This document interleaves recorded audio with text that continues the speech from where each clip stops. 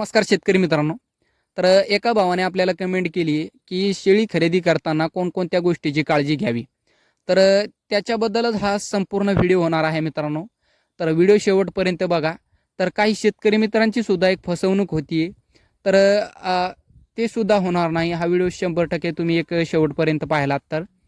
तर सुरुवात जर म्हणायची झाली मित्रांनो, तर शेळी खरेदी करताना तर काही शेतकरी मित्र काय करतात, कमी पैशामध्ये शेळ्या मिळतात म्हणून काय करतात, एक वयस्कर शेळी खरेदी करतात.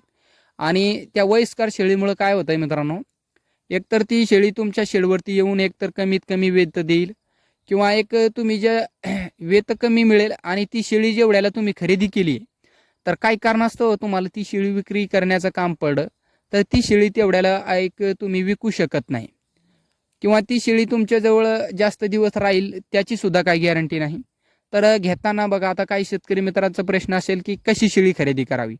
तर सर्वसाधारण जर सांगायचं झाला मित्रांनो, तो तिसऱ्या ते एक चौथ्या वेत्याच्या दरम्यान एक शेळी खरेदी करावी. जेणेकरून काय होईल, येणाऱ्या काळात जर तुम्हाला काही अडचण आली किंवा शेळी विक्री करण्याचं काम पडलं, तर ती शेळी एक तर तुम्हाला एक पैसा वाढवून देईल.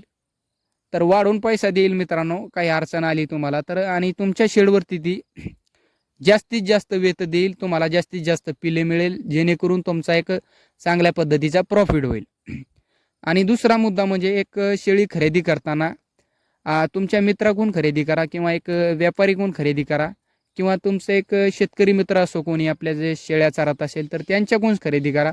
पण शेळी खरेदी करताना ही गोष्ट एक लक्षात ठेवा की शेळी खरेदी करताना मित्रांनो, एक शेळी एक चालून बघा की शेळी एक लंगडते का, किंवा एक सर्वसाधारण चारी पाय शेळीचे क्लिअर आहेत का, आणि सर्व एक मागलचे पाय बघा, जेणेकरून पुढच्या पायामध्ये तर लवकर कळते, पण मागच्या पायामध्ये तुम्हाला एक लवकर कळत नाही किंवा काहीला अनुभव नसतोय.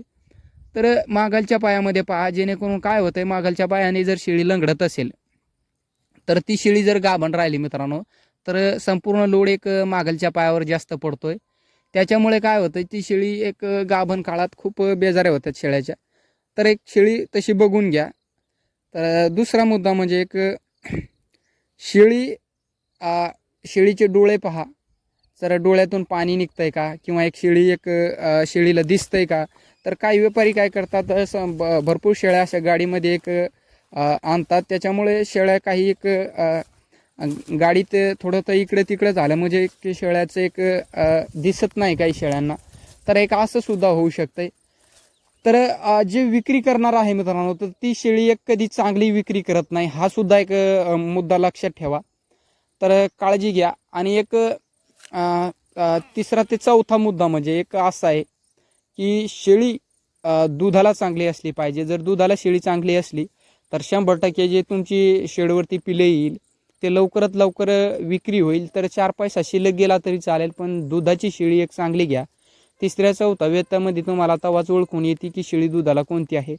तर दुधाला जर बघायचं झालं तर काही व्यापारी फसवणूक सुद्धा करतात की एक शेळी खाली एक दुसरीच शेळीचे पिले लावतात, किंवा शेळीला एक दूध 4 8 दिवस सुद्धा एक दूध काढत नाही. त्याच्यामुळे एक थानामध्ये एक भरपूर दूध राहतं आणि तुमची एक फसवणूक होतीये. तर एक पिल्लू पाजतानाच बघा त्या शेळीचं पिल्लू आहे का. जर पिल्लू पेत असेल तरच ती शेळी घ्या, नाही तर मग ती शेळी घेऊ नका.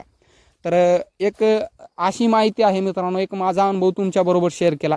कसा वाटला व्हिडिओ नक्कीच कमेंटमध्ये सांगा. आणि व्हिडिओ आवडा मित्रांनो तर जास्तीत जास्त मित्रापर्यंत शेअर करा, जेणेकरून त्यांची फसवणूक होणार नाही. धन्यवाद शेतकरी मित्रांनो.